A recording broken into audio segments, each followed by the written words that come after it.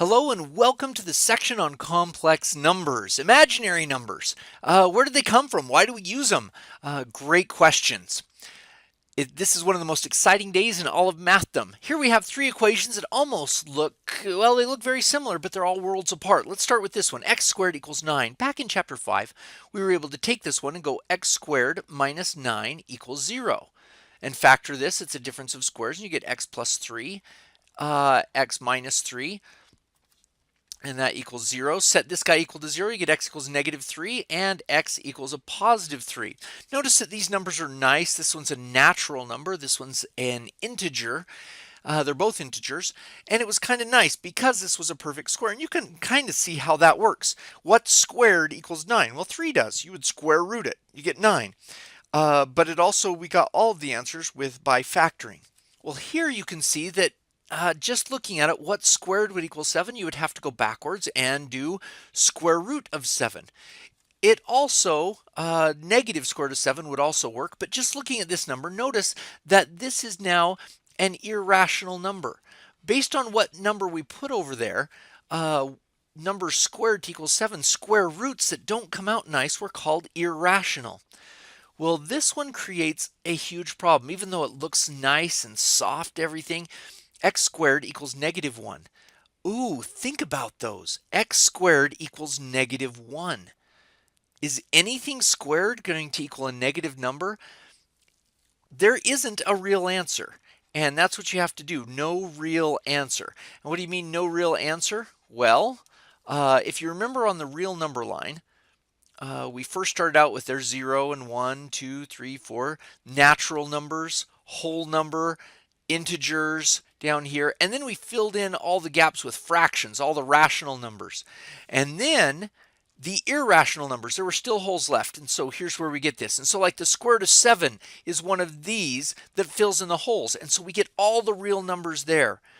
However, now we run into a thing where here are the negative numbers, and negative numbers squared can never equal a negative number. Positive numbers squared always equal positive number. 0. Yeah, this answer is nowhere in there. We would love it to be the square root of negative 1, but it's not a real answer. And so that's the thing about real, is this double line. We don't have it on the number line. So like all good mathematicians, we found a way out of it. We said, you know what? Let's make up a number called the square root of negative 1. And he's imaginary. He's not real. And so he's not anywhere on the real number line. He's off somewhere else. We call him I. Yeah, so this makes us have I squared is negative 1.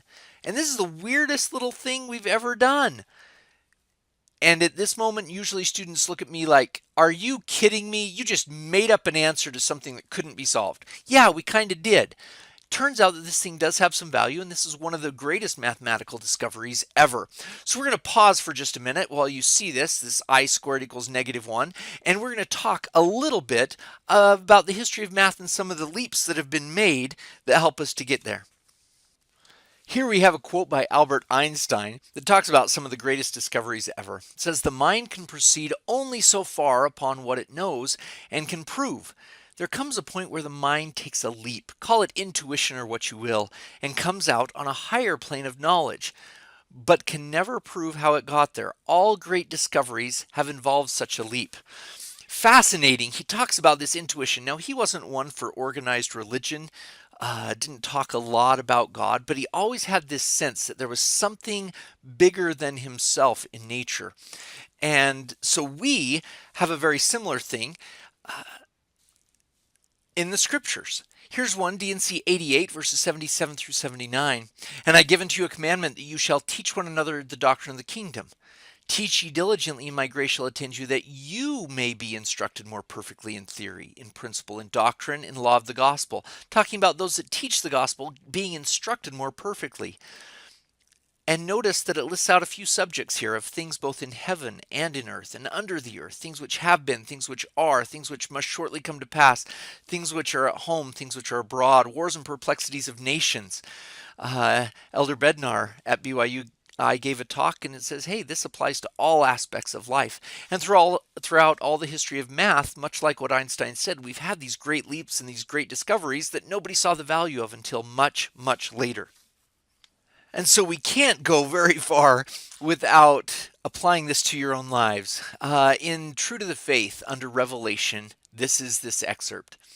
You have the ability to pray for guidance in your own life, not just with cool math discoveries, but with everything in your life. The Lord said, ask and it shall be given unto you, seek and ye shall find, knock and it shall be opened unto you. For everyone that asketh receiveth, and he that seeketh findeth, and to him that knocketh it shall be opened.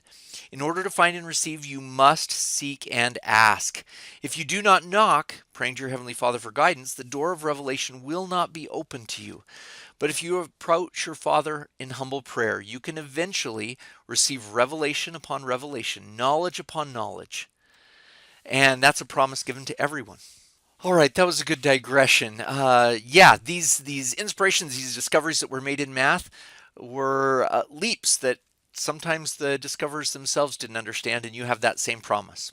And to answer your question, yes, this does become valuable later on. The arithmetic of I, and what we'll discover in this section, is incredibly valuable when solving problems involving electricity and magnetism. The magnetic fields that are generated around electric currents, called electrodynamics. That whole field of study, the arithmetic of the imaginary numbers, the complex number system, is actually incredibly valuable there.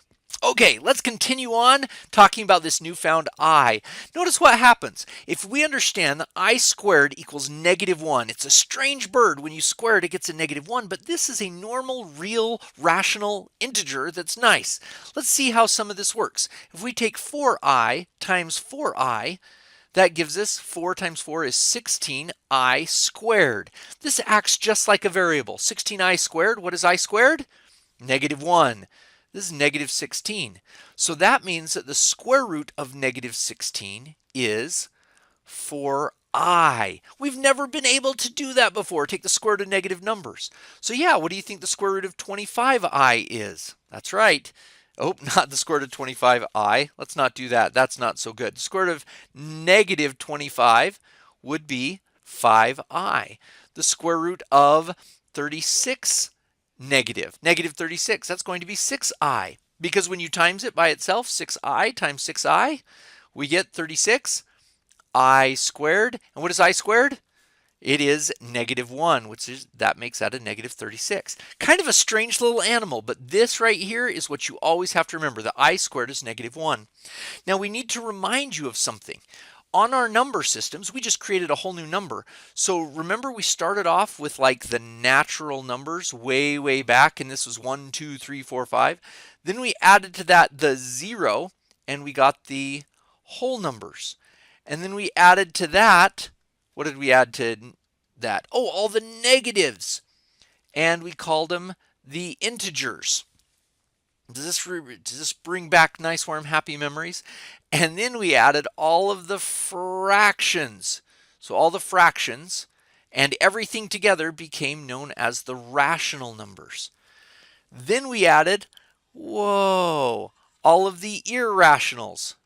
And together the rationals and the irrationals out here, that became the real numbers. Yeah, so the irrationals are sitting over here. The rationals break down into those guys, and they like nest themselves. Okay, now these numbers with i's in them are considered purely imaginary. And we'll use an im to represent that. So that would be like 4i, 5i, 6i, I. Those are all imaginary. And so together, all the imaginaries and all the reals together form what is called the complex numbers. So like this, complex. Oops, just with one line there, that's fine. A double-lined C, and it is complex. And so they would be numbers like 2 plus 3i, or 2 minus 3i, or something like that. So let's clear this off and see what happens with our newfound numbers. Let's try a few of them and see what happens. I is I. This is the square root of -1. I squared is -1. What this actually means is that you will never see, or in simplified answers, you'll never have I to any power greater than 1. I'll show you what I mean. I cubed. Well, this is I times I times I. And what is I squared? That's a -1. So this is really I squared times I. So that's -1 times I is I. I cubed and I, negative I, are the exact same thing. Let's do I to the 4th. Well, that's I squared times I squared, right? 2 plus 2 would give us 4. Well, that's -1 times a -1. That's a +1. I to the 4th is 1. We could keep going. Let's do like I to the 5th. Now, every I squared is going to be a -1. So let's break them up into things of 2. I squared times I squared, that's 2 plus 2, that's only 4. We have an extra one there. So I to the 5th would be I squared times I, which would be -1 times -1 times I is I. I to the 5th is I. Let's do something bigger, like I to the 13th power.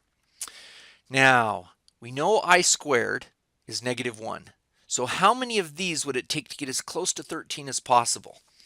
Well, if you take 6 of them, 2 times 6 will give you 12, and then you'll have one I sitting out by his lonesome.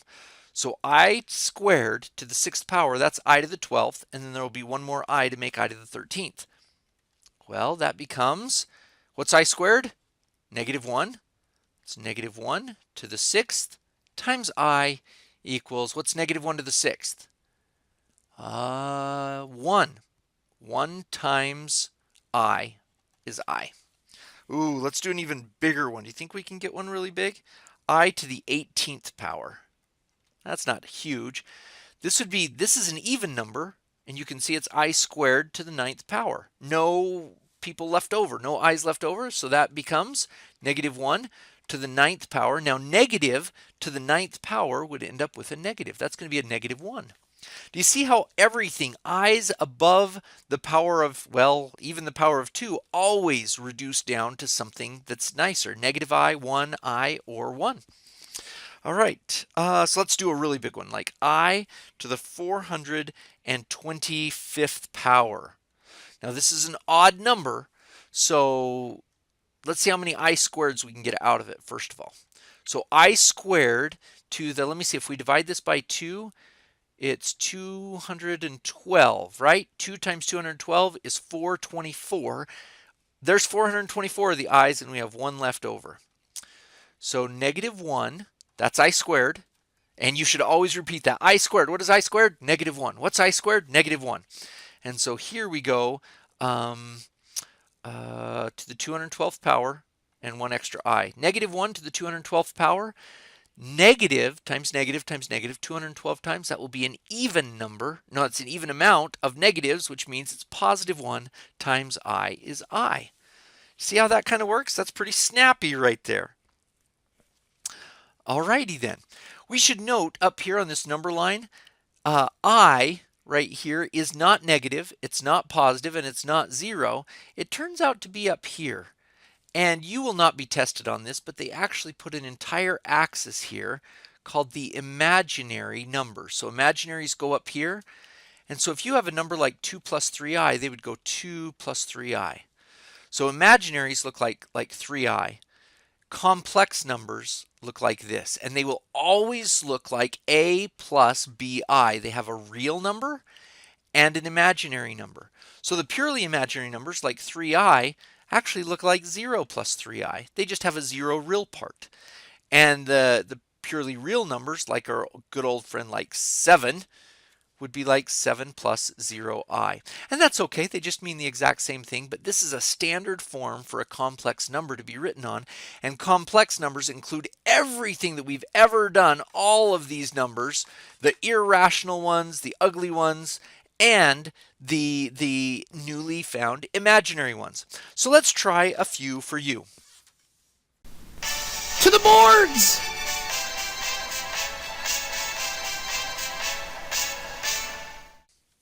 Here are some problems for you to give a shot, and pause the video, write them down, and go ahead and give them a try, and unpause the video, press play again when you're ready to move on. Excellent, welcome back. I hope you had a good time. -9, square root of -9 is going to be a 3i, because when you take 3i times 3i, the I squareds become the negative. Very good. Ooh, square root of -20. Now in this case, the -1 is going to be an I. 20, is there a perfect square that we can simplify out of there? Yeah, this was 4 times 5. So that becomes your I, that becomes a 2, and then the square root of 5 has to stay there. So we simplify it, but every negative root can simplify. So this is a purely imaginary number, and yeah, it's got irrational in there, but that's all right. Next, times these two together and you get 35i squared. Well, that's I squared is a -1, so this is -35. I to the 15th power. Well, that would be I squared. That's what we know. How many of those can we get? 2, 4, 6, 8, 10, 12, 14. So 7 of them. And then we have 1 left over. This is I to the 15th.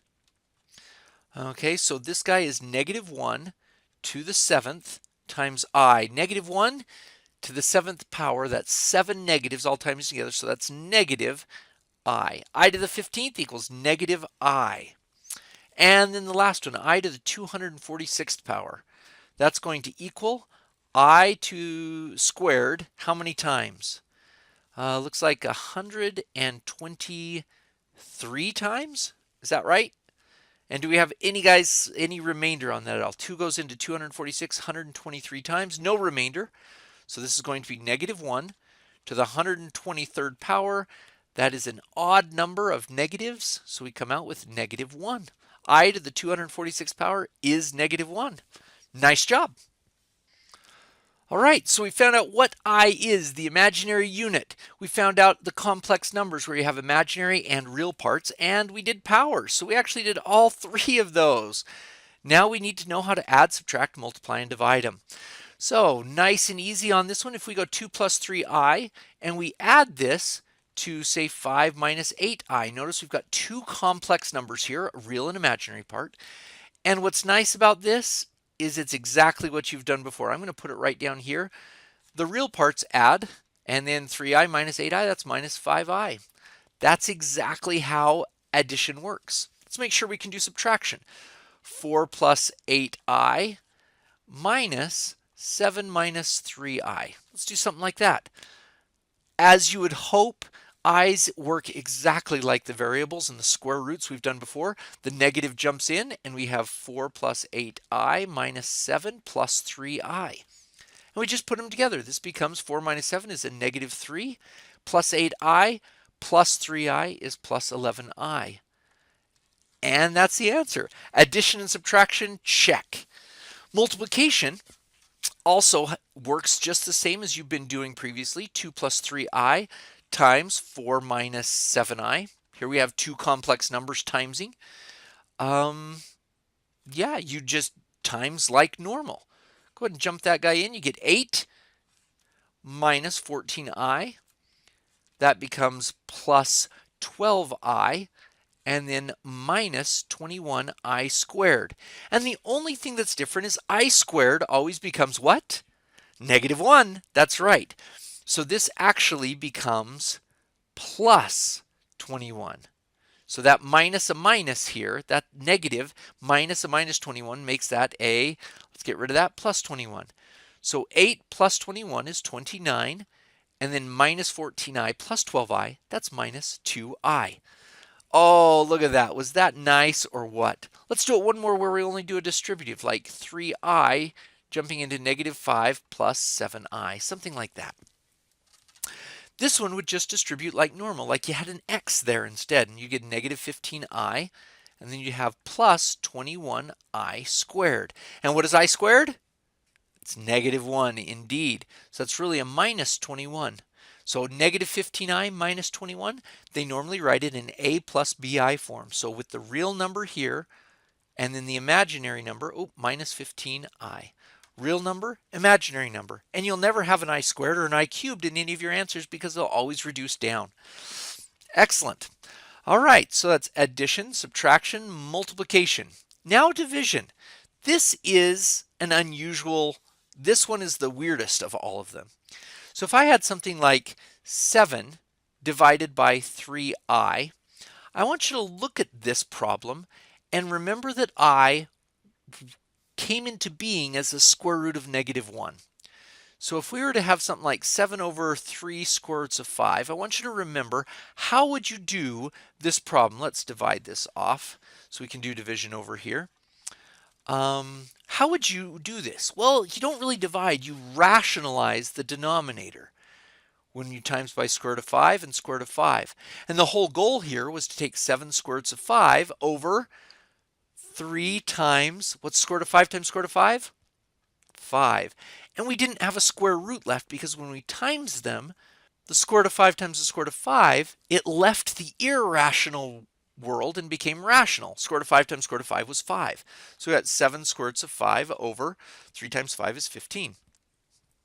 So this here, the exact same thing takes place. This is the square root of -1. So we're going to times it by something that'll allow it to get out of its imaginary world on the bottom. So this becomes 7i over 3i times I is 3i squared. What's I squared? That's right, it is -1. So this is 7i over 3 times a -1. That's a -3. So you'd write it just as -7/3 I or -7i over 3. Either one of those is great. We could have something even bigger. Let's try this one. 2 plus 3i over 5i. Something like that. Well, you're going to do exactly that. You're going to just what we did before. You've got to times the top and bottom by I. And what does that do for you? I times I will get out of the imaginary world. So this is going to be 2i plus 3i squared. See how that just distributed in like that? Good. And then this becomes 5i squared. What's I squared? That's a -1. So it becomes, ooh, there's another I squared, -3. So -3 plus 2i over -5. Now, if we write this in appropriate format, this is -3 over -5, which would be 3/5. And then 2 over -5 is minus 2/5 I. Excellent. And for the last one, let's try one a little bit tougher. 2 plus 5i over 3 minus 4i. Something like that. Okay, so on this one, now remember what we would have to do is not times by 3 minus 4i. Back when we did the square roots, there was a trick. We had to use what was called their conjugate, the 3 plus 4i. Does that ring a bell? Putting in the minus and the plus, because what happens when we times them? Well, let's do it and find out. Let's do the top first. Let's see what we get. 2 times 3 is 6.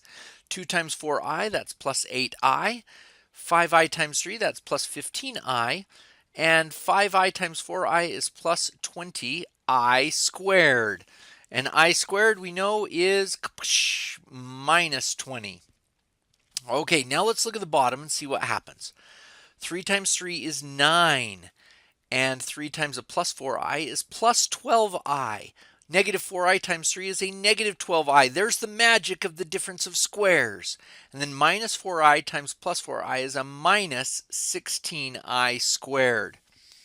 Let's take care of these. And just note, I squared becomes a -1. So this is minus a minus 16. That's plus 16.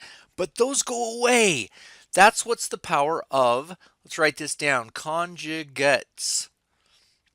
That's what conjugates do. When you have a plus in one side and a minus in the other, when you times them as binomials, the middle terms cancel. And notice that we have no i's now in the denominator. So we end up with 6 minus 20, so that's negative 26, plus 23i, all over 9 minus a minus 16, that's 9 plus 16 is 25. And if you write this in the official a plus bi form, that's negative 26 over 25 plus 23 over 25i. Whew. Okay, time for you to try a few. To the boards!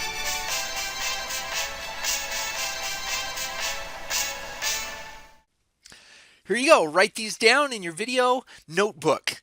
Give them a try and be sure to press play when you're ready to resume.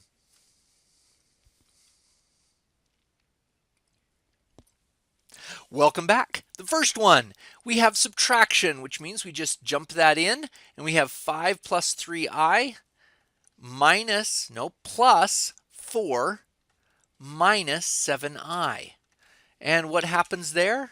We have 5 and 4 is 9, plus 3i minus 7i is minus 4i. Nice, I like the subtraction ones. Number 2, multiplication, where the 4i just jumps in and we have 12i plus 28i squared. I squared is negative 1. So that's 12i minus 28. So if we wrote it in the official form, it would be negative 28 plus 12i. They're the same thing if you write 12i minus 28, but this is the a plus bi form. All right, multiplication with binomials. Jump that over and we get 6 plus 14i minus 15i and minus 35i squared. What is I squared? I squared is negative 1. So let's put a plus there. So we get 6 plus 35 is 41. 14 minus 15i, that's a minus I. All good. Let's circle those. And the bottom ones. All right, this is division, which means we're just really rationalizing the denominator or realizing the denominator. Is that a word? I don't know. We're going to times by I and times by I. So on the top we get 5i plus 6i squared over 7i squared. Let's take the I squareds, become negative 1, negative 1. And so we end up with negative 6 plus 5i all over negative 7. So writing that in official form, I mean, negative 6 over negative 7 would be 6 sevenths minus 5 sevenths I. And it could be written in either way. That's perfectly fine, either one of those. All right, the last one, number 5. This is a binomial on the bottom, so we have to times by its conjugate, which is 4 plus 5i. So that is what we're going to be timesing by, 4 plus 5i on top and bottom to get rid of any i's on the bottom. So 2 times 4, that's 8, plus 10i, plus 12i, and then the 3, that's what, plus 15i squared all over. 4 times 4 is 16. 4 times 5, that's the plus 20i. He's going to go away. Minus 20i, there's the guy that takes him out. And then minus 5i times plus 5i is a negative 25i squared. Let's take care of all the I squareds. That becomes a negative 15, and that becomes a positive 25. Good.